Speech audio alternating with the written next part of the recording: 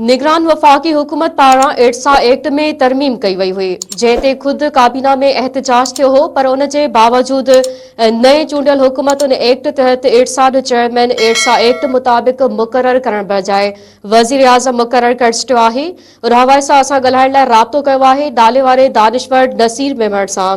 नसीर मेमण साहब, अस्सलाम वालेकुम। जी वालेकुम सलाम। वापडा के अगूणे चेयरमैन जफर महमूद के वफ़ाक़ी हुकूमत इरसा जो चेयरमैन मुक़रर कियो वियो आहे। उन फ़ैसिले जो पसे मंज़र छा आहे?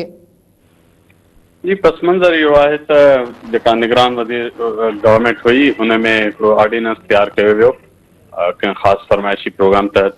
ऐं उन ऑर्डिनेंस में हुयो त इरसा मां हींअर जीअं त चेयरमैन वारे सां हर सूबे मां थींदा आहिनि रोटेशन ते, त उनखे सिस्टम खे बंदि करे ऐं इहो इख़्तियार वज़ीर आज़म खे उन ऑर्डिनेंस में तरमीम हेठि ॾियणो आहे, जंहिं हेठि उहो कंहिं बि 21 ग्रेड जे सर्विंग या रिटायर्ड फेडरल गवर्नमेंट जे मुलाज़िम खे इरसा जो चेयरमैन अपॉइंट कंदो।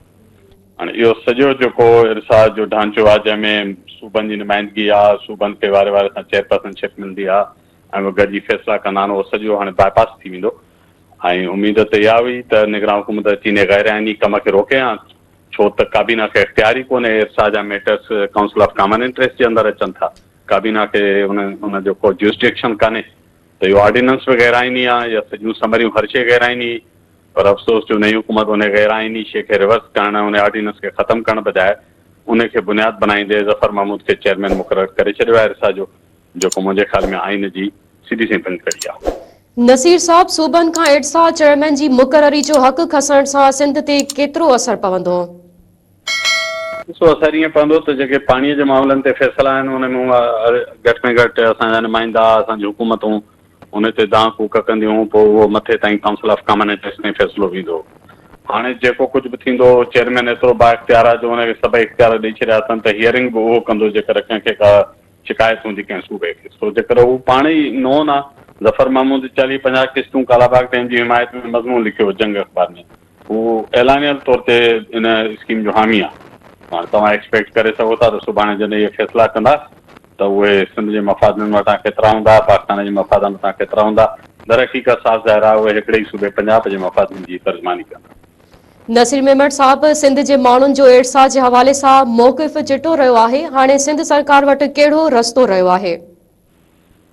सिंध सरकार सिधो सो अणसिधी तरह चइजे, सिधो सो न त बि उनजी इन करे शरीक आहे जो पीपुल्स पार्टी वफ़ाक़ी हुकूमत सां इत्तेहादी आहे। उन जे इत्तेहाद हेठि उहा सदर बणियो आहे आसिफ ज़रदारी साहिबु।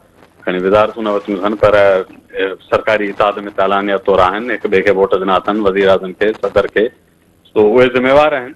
या त सिंध गवर्नमेंट हिमत करे हिकिड़ो ख़त लिखे वज़ीर आज़म खे ऐं सदर साहिब खे त भई ही त तव्हां गैर आइनी कमु कयो आहे, इनखे रिवर्स कयो। इहो ऑर्डिनेंस 3 महीननि में जेकर पार्लियामेंट जे अॻियां पेश न थियो त इहो पाण ई ख़तमु थी सघे थो।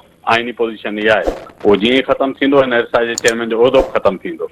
पर पीपुल्स पार्टी जी ख़ासि तौर ते सिंध हुकूमत खे पंहिंजो हाणे मौक़िफ़ चिटो करण जी ज़रूरत आहे। नसीर मेमण साहब, मेहरान टीवी सां ॻाल्हाइण लाइ अव्हां जी महिरबानी।